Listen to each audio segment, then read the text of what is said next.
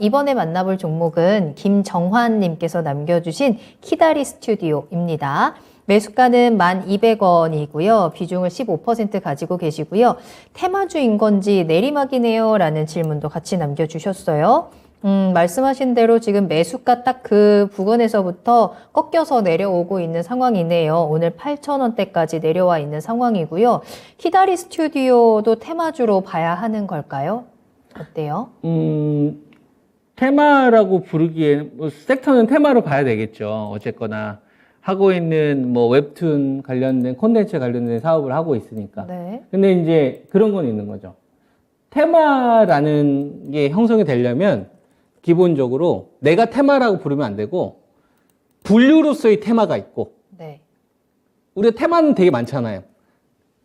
뭐 수소도 테마고요, 맞아요. 원자력도 테마고, 곡물도 테마예요. 그러니까 분류로서의 테마가 있는 거예요. 그냥 내가 부르는 테마, 사람들이 이야기하는 그런 테마, 허울뿐인 테마라고 저는 생각을 하거든요. 네. 그건 투자하는데 전혀 도움되지 않아요. 그냥 부르기 편한 거. 그죠? 근데 반응하는 테마가 있는 거예요. 테마긴 테마인데 네. 나만 인정하는 게 아니라 돈들이 인정하는 거죠. 그러니까 거기에는 유동성이 받쳐지는 거고. 그래서 아까 로봇 테마하고는 다른 성격으로 봐야 됩니다. 똑같은 테마인데 분류가 다른 테마다. 이거는 돈이 반응하는 테마고, 이거는 그냥 부르는 테마다. 이름으로만. 이렇게 저는 이야기를 좀 드리고 싶어요. 네. 그래서 테마지만 유동성을 동반하지 않은 상태에서의 테마이기 때문에 이거는 큰 의미를 좀 부여하기는 좀 어렵다라는 의견이고, 이런 주식은 아래쪽보다는 위쪽의 가격이 되게 중요한데요. 이 주식을 보니까 2022년도 12월 20일 날 11,000원이라는 자리에서 맞고 이제 밀렸는데요. 이 가격이 첫 번째가 아니라 이전에 한 번 더 있었습니다. 2022년도 8월 달에 한 번 더 있었거든요. 네. 그죠? 그러니까 이때부터는 이제 시장하고 무관하게 반응을 했었으니까 요 가격을 돌파를 해야 살아나는구나라는 생각을 해야 될 것 같아요. 그 전까지는 좀 장기간 아래쪽에서의 좀 소외받는 흐름이 좀 나올 수 있다. 좀 기간 조정이 좀 길어질 수도 있다. 이런 걸 좀 염두하셔야 될 것 같습니다. 이쪽은 왜 이렇게 조정이 길어지는 걸까요? 콘텐츠, 웹툰. 그런 거죠. 쓰임이 다한 거죠. 쓰임이 다한 거예요. 돈으로부터. 그래요? 그러니까 우리가 머니라는 게 있으면 네. 돈이라는 거는 이익을 쫓잖아요. 그쵸. 그죠? 이익이 쫓으면, 얘가 이뻐도 더 이쁜 사람이 나타나면 더 이쁜 사람을 통해서 돈이 가요. 그렇죠. 그리고 돈이라는 거는, 저도 이런 걸 되게 많이 고민을 해봤는데, 네. 주식시장에 우리가 보통 피날레나 투매나 강풍이 나타나잖아요. 근데 이게 처음에만 나타났던 게 아니라 과거에도 계속 있었거든요. 생각을 해보면, 쏠림이라는 거는 자본주의에서 무조건 나올 수밖에 없어요. 인간의 이기적인 이 욕망을 피치크를 치려면 돈이라는 게 막 미친 듯이 들어오지 않습니까? 우리가 영끌이라는 단어도 하잖아요. 맞아요. 그러니까 뭐든지 주식은 반드시 광풍이 불 수밖에 없고 투매가 나올 수밖에 없다는 생각을 해야 돼. 주식하는 사람들은. 그러니까 항상 폭락 나올 수 있다는 생각을 해야 되는 거예요. 그래서 돈은 진짜 언제 버는 거냐면 네.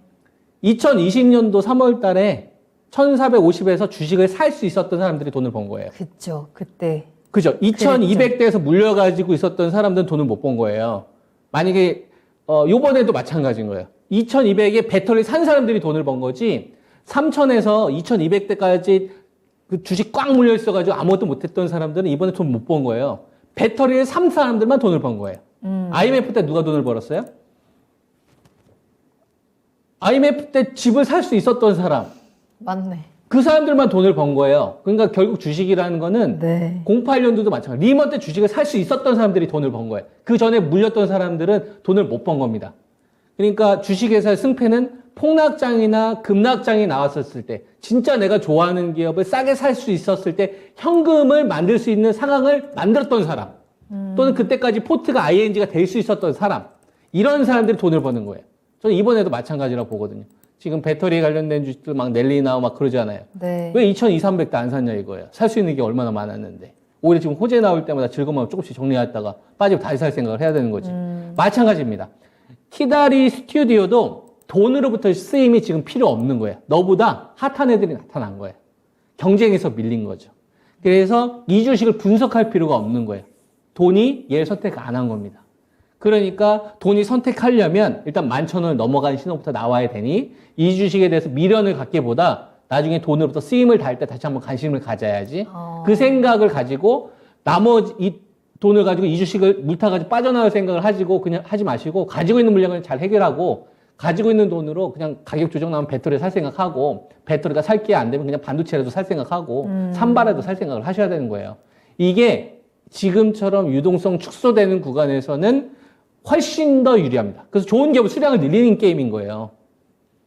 네, 뭐 말씀드리다 보니까 이렇게 얘기했는데 그래서 네네. 히다리 스튜디오에 대해서도 제가 말씀드린 거 좀 참고하시고 잘 실천하시기 바랍니다. 네. 히다리 스튜디오는 잘 보내주고 종목 교체에 대한 타이밍을 고려해 보시는 게 좋을 것 같다라고 정리를 할 수 있을 것 같고요. 11,000원을 돌파하는지가 가장 중요한 포인트라는 점도 염두를 해주시면 되겠네요.